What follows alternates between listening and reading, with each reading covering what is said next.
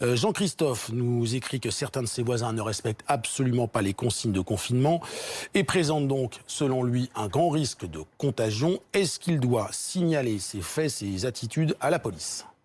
Alors ça, j'aimerais bien avoir la réponse de Camille Chaise à ce sujet. Le conseil que je donnerais à Jean-Christophe, c'est déjà de se protéger lui-même, c'est-à-dire d'appliquer les gestes barrières. Je ne sais pas exactement, l'exemple ne dit pas quelles sont ces consignes de confinement qui ne sont pas respectées par le voisin.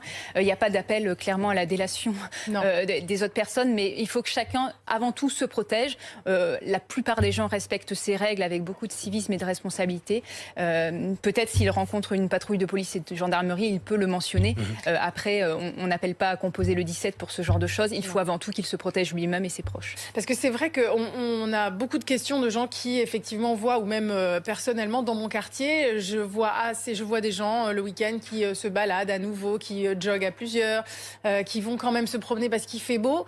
Alors il y en a évidemment beaucoup moins, mais ça pose quand même question.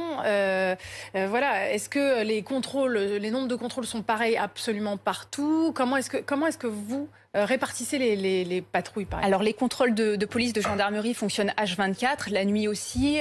Aussi sur les axes routiers, j'ai eu beaucoup de questions de personnes qui pensaient qu'on était seulement contrôlés quand on était à pied, mais non, sur les axes routiers, les véhicules aussi sont contrôlés. Donc on a un système maintenant de roulement, aussi en campagne, même si on peut penser qu'en campagne c'est plus facile d'aller prendre l'air, les contrôles aussi sont présents avec les forces de gendarmerie notamment.